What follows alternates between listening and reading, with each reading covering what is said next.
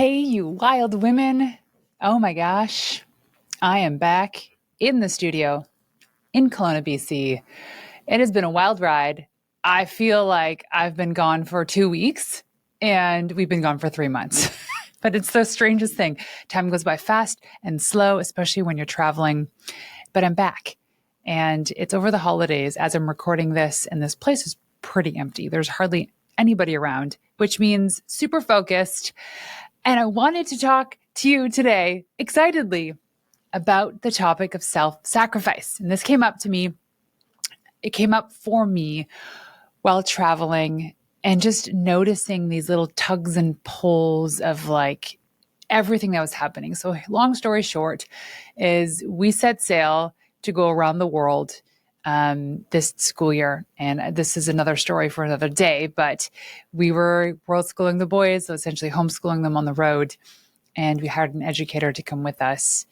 And it was not working out as planned. And let me tell you, I'm married to like the king of SOPs and systems and organization. And this way that we traveled around the world was the litmus test to poking holes in what was working and what was not.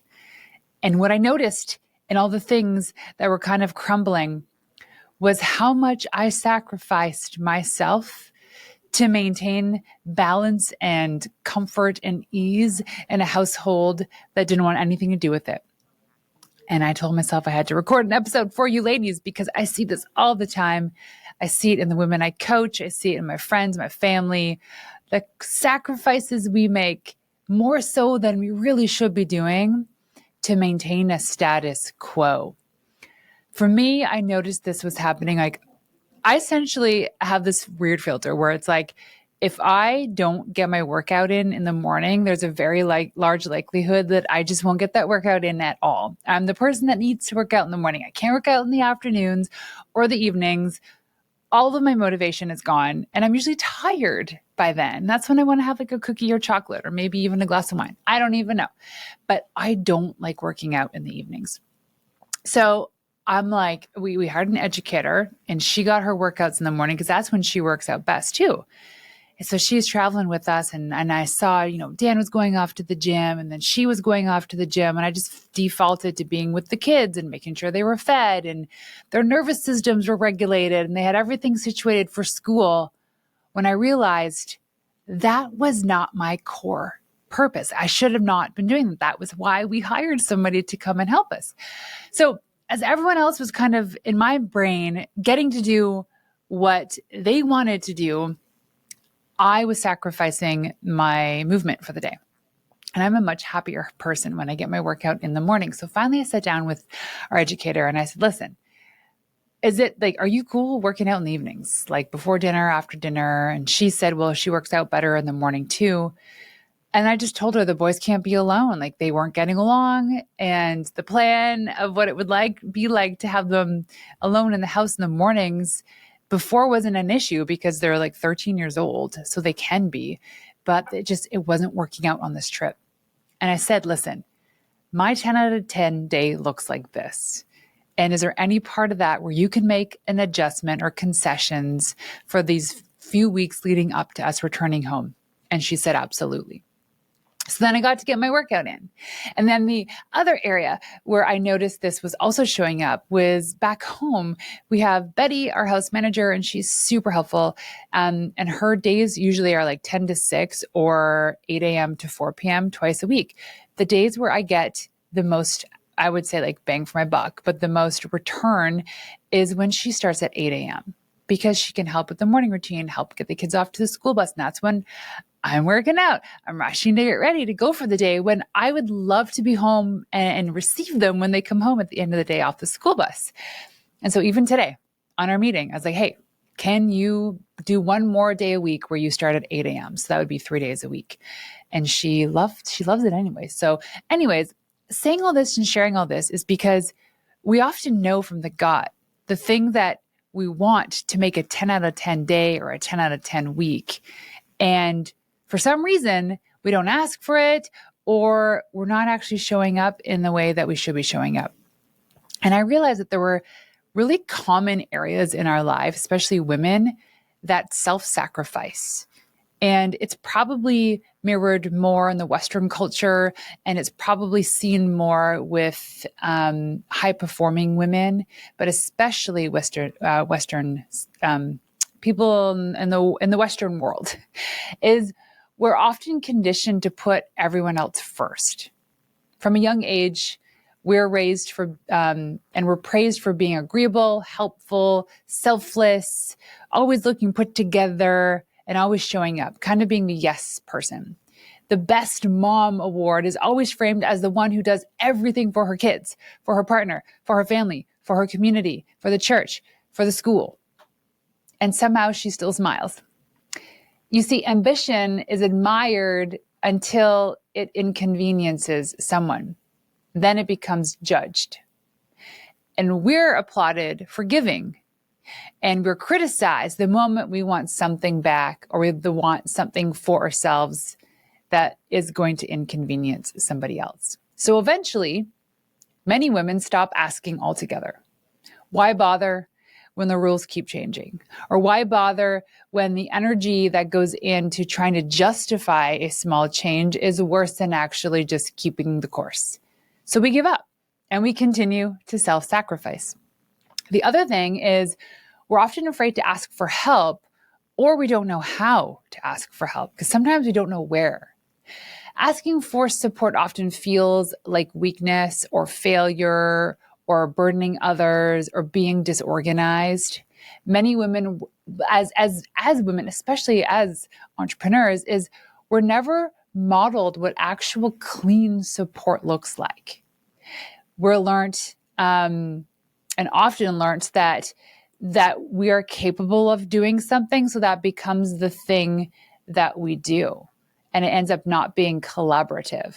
So instead of building systems or sharing the load, we tend to overfunction. We know it's just easier if I do it. And we get into these I do it phases. You know what I mean? It's not because we want to, it's just because it feels safer than being disappointed or disappointing somebody else. So we don't ask for help. We're afraid to give up, picking up the kids or bringing them to soccer or doing their lunch because maybe we think people can't do it better than us. So we're like stuck in this perpetual loop of doing everything because we think that no one else can do it better than us, which is also a crap. The third thing is that when it comes to parenting, is being the default parent creates this invisible hesitation. When we're the ones that everyone defaults to, it's hard to fully commit to anything. There's always one foot out the door, one eye on the phone. One part of your nervous system is bracing for that next interruption or the emergency or the need. That constant readiness makes it difficult to go all in on your work, all in on your growth, all in on your vision, even when you're deeply capable. You're not distracted so much as you're responsible, and that responsibility has a cost. I see this all the time with my kids. It's like even now, my phone face up on the desk. This is literally the second day in 3 months where I have not had a kid next to me 24 hours because the thing with the schooling didn't work out, where I was with one of my kids all day, every day for 3 months straight. And I was running my business, and I was traveling, and I was packing, moving 16 times, 16 flights, collaborating, coordinating, doing all that stuff. And I got used to just being the default that even to this day, even though Betty's back, she's back to work, and she's been with us now for 4+ years. Gosh, I don't know, maybe even 5 years, 4 years. She's more than capable. But because I got so used to being around my kids, it's kind of like I'm the emergency contact, even though she has more than enough help and resources if anything was to come up. So it's because we create these habits of always being available, of being the default parent, of being the default fixer of everything. When there are other people that are capable of solving their own problems, answering their own questions, doing their own crap, it just becomes easy for them to just always come to you. The truth that most women don't want to hear, and I'm going to share this with you right now, is that self-sacrifice is not a personal flaw. It's actually a learned survival strategy but once kept you safe can now quietly drain you. And if you get to this point where it's like the same thing over and over and over again, and it's gnawing at you, it's a big sign, it's a big signal, it's a big flag that something has to change. And that's up to you. It's up to you to make this change so that you can stop self-sacrificing, because there are moments in our life when we do have to make the sacrifice. It's inevitable with parenting and business and having a partner and being in a marriage and being a part of a community, a church, whatever it is. There's sacrifice everywhere we go.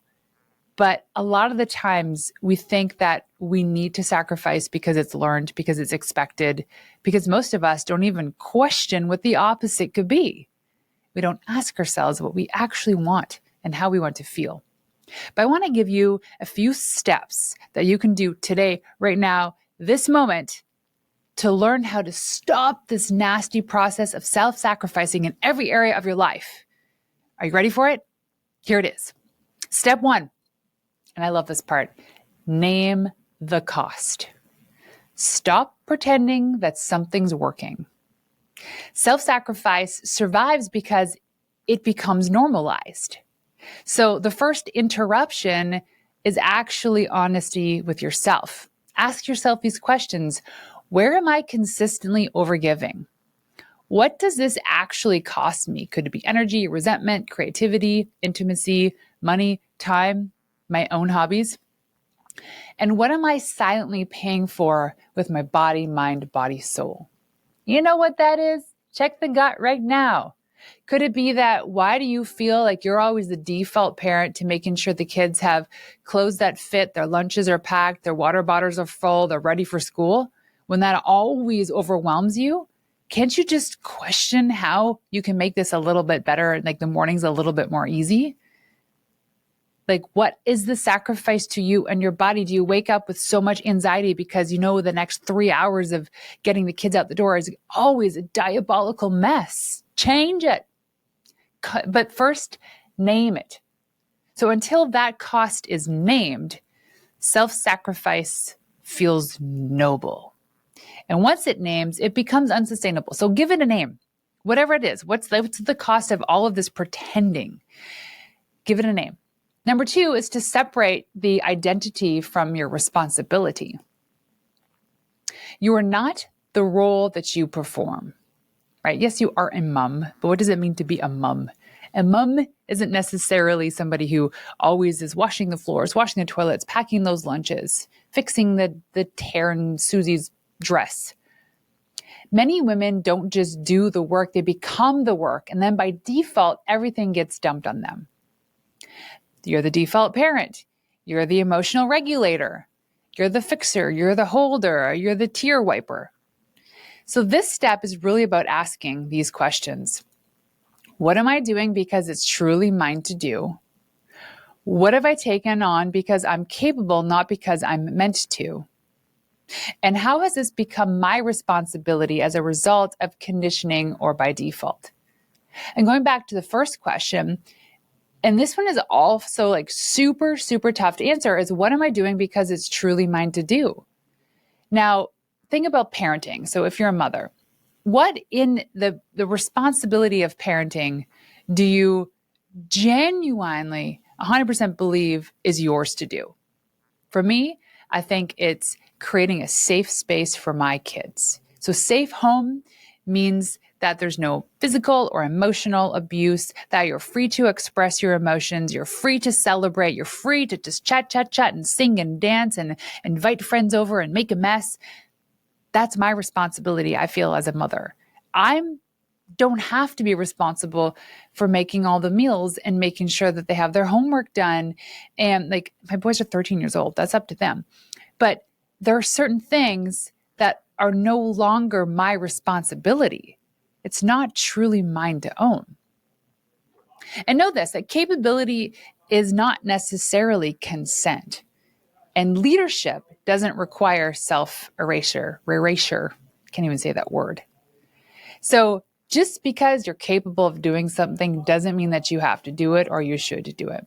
So step number 3, build support before you burn out. build support before you burn out. Most of us are just like clawing onto something and we're like, I need help now. And we've already crashed the car and we've already forgot Susie at daycare and we've already forgot to drink water all day. I don't know. Ask for help while you're still well-resourced, because then you're thinking straight. You're thinking of great solutions to the problem. Most women wait until they're exhausted. And by then they make solutions or decisions out of desperation. They wait until they're resentful. They wait until they're desperate before they even ask. And then by then everything just feels so heavy and you're depleted and you're making really stupid decisions because you just want to quickly put a Band-Aid on things and solve the problem really fast. So start with this. What is one thing you no longer do by default? Right? Just make this decision. You're going to build this support. You do not need to do it by default anymore. One could be dropping your kids off at the bus stop or picking them up or bringing the dog for a walk. Like, what do you actually not need to do by default? What is one clear, specific ask where you can get support right now? I hate going to the grocery store. I find it the most broken process in modern day society is the process of getting in your car, driving to the grocery store, getting a cart, going through the grocery store, taking stuff off the shelf to put into your stroller or your whatever, the thing you push around, then getting up to the cash register and taking it out and putting it on the conveyor belt, then putting it back in and then putting it into your car and then getting in your car and going home and then unpacking it. God, it seems so stupid.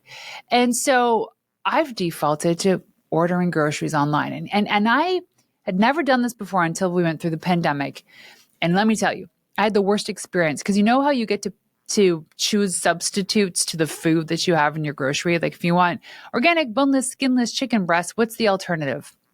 Boneless, skinless chicken breast. But anyways, I would say there was one grocery order I got that was like 50% of the things were the alternatives that I wasn't even asking for. And like coming back to the chicken breast example, I wanted organic, boneless, skinless chicken breast. And I got like full half chickens with like practically feathers still on it from like the $10 section. Like, ugh. And that just upset me. Anyways, the point being is that we were coming home from Tokyo, my son Max and I needed to get groceries and I was exhausted. I did not want to go to the store and I ordered the groceries and they showed up and all I had to do was put them away. And I'm like, okay, so my ask was permission to spend an extra few bucks on getting groceries delivered. I didn't even ask. That was an absolute no-brainer. So sometimes we're like afraid to ask for something because it's going to cost us money. But the alternative is, would I have paid $20 to not go to the grocery store? Heck yes. So it was well worth it for me. Where else in life is this? Can you carpool your kids' soccer games? Can you, I don't know, like think about where you can get help in your life so that you're not always the default. And then what is one boundary that removes decision fatigue? One boundary that removes decision fatigue. Getting dressed in the morning, that's one thing. I did get some new clothes for the holidays, for Christmas, and they're like winter sweater dresses that I don't normally wear. And that got me thinking, gosh, now I have to figure out how, like, when am I going to wear these with what boots? So what I did the other day was that I hung up all my new clothes and I steamed them all. And it took me like an hour. And I put in with each like dress, I'd put the tights and the boots and the jewelry that goes with it. I just hung it up like, yep, this looks good, tried stuff on and see. So now I know what to go for when I go to get dressed in the morning. There are some people like my husband who just wears the same blue shirt and pants all the time. And that's great. That's part of his branding. But for me, it was just like, where can I remove the decision of what to wear? And oftentimes, either while I'm getting ready in the morning, putting on my makeup, or the night before when I'm washing my face, I look at tomorrow's weather. I look at what I got on my calendar because this takes a whopping 2 minutes to do. And then I decide that is the outfit I'm going to wear tomorrow. So then I know how to do my hair, what color lipstick I'm going to wear, what boots to put on, what bag to put, because I like to get a little dressed up. So what is one boundary that removes decision fatigue? So the boundary for us at home when it came to processes was creating, like, we call it a chore list for the boys, but really it's a to-do list because they don't get paid for these things. And they have to unpack their school bags every day and make their own lunches for the next day. That's like an absolute must. They do not earn screen time or anything until they get those. And as those things become default to them, as they become better at doing those tasks, we can add more to it. So I can create more boundaries for myself to protect my time because I don't want to be the default. If they don't do it and they don't pack their lunch the next day, that's on them. I'm sorry, my kid will survive if they don't have a lunch. Grab $5, go to the cafeteria, get something.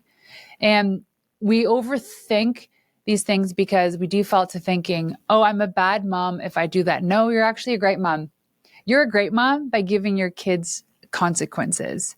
And when there's often a safe negative outcome because they didn't do something that they were asked to do and that they promised they would do, that's not on you. A good mom is the one that allows her kids to feel the emotions of failing, or because they forgot their lunchbox at home because they were too busy playing with the dog while I was trying to rush them out the door. I honestly think a bad mom is the one that does everything for their kids. A bad leader is the one that says, don't worry, just let me get that, or I'll fix that for you, or I'll do that for you. Stay in your lane. What are you good at? With my kids, I absolutely love playing board games with them, building Legos, going for walks with the dog with them, playing soccer on the front lawn, snuggling. I don't see a world where I literally have to do everything for them, where I can't even do the things that I love because I'm too busy doing their laundry. And, asking myself, where does this show up in business, in my marriage, in raising my family, and being a community member? When we stop sacrificing, yes, we are going to ruffle feathers. We are going to upset people because they just got so used to you just being the default and the yes girl. But really at the end, it might take an hour, a day, a week, a month, 6 months, who knows, a year for the other people to get used to the fact that you're no longer doing that thing, that it changes nothing except for that now you have more grace in your life. You have a less taxed nervous system. You're less overwhelmed. And this person who was really uncomfortable with the fact that you asked for something, this person who now has to do the thing for themselves because they're always so used to you doing it for them, will see that you've become a better human because you have more gracious space and time in your life. You're happier, hopefully healthier. You're more patient, kind, you're more in tune to those people around you because you're not just struggling to do everything for everybody else. You put yourself first, right? Such a cliche. Movement, hydration, nutrition, all that stuff before anybody else. Because you cannot serve other people if you're just a grumpy bee all the time. And so reflect back on that. Where in your life are you over sacrificing for other people and it's not actually, paying back in the dividend? So the last step is that you really have to fully commit. That 1 foot out the door syndrome? Nope, no feet out the door. Door's closed or door's wide open. You have to fully commit. Presence requires permission. Self-sacrifice keeps women in a constant state of perpetual engagement. You're half here, you're half there, you're half braced. So this step is about really creating conditions that allow full commitment. These are backup plans. This is clear ownership.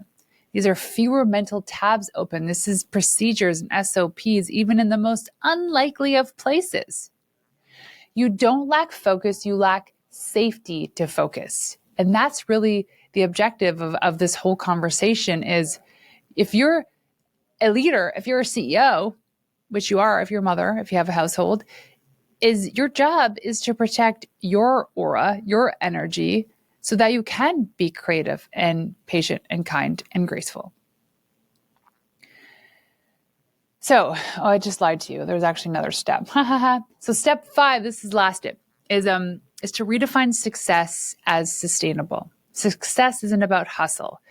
See, the success that costs you your health or your joy or your identity, that isn't success at all. It's almost like purgatory, where you're achieving the thing you think you want to achieve, but you're still stuck doing all the other things in order to maintain that. And it's costing you your health and good night's sleep and some relationships. And this final step locks it all in by making success sustainable. And you need to ask yourself these questions like this: can this version of success be repeated without damage? Would I want my children or team to copy this model? And does my life feel lighter on an average Tuesday? That's the question I've been asking myself more often these days. Is my life lighter on an average Tuesday because of the things that I've implemented, how I've asked for help, and how I've become better resourced? Self-preserving success isn't smaller, it's repeatable. And that repeatability is power, because self-sacrifice doesn't make women strong. Self-preservation is what allows success to last. So what are you doing to make your average Tuesday a beautiful Tuesday? I'd love to know. Make sure you're following me on Instagram, Renee_Warren. And if I haven't already said so, Happy New Year. May 2026 be the year where you sacrifice less of yourself and give more and pour in more of the things you love to your community, to your people. And don't forget, the Pink Skirt Project Summit 2026 is July 9th and 10th in Kelowna, BC. So come out and pour into a room of 450 electric, vibrant, powerful women dressed in pink skirts, all there to support each other. Go check it out at thepinkskirtproject.com. Until next time, ladies, peace out.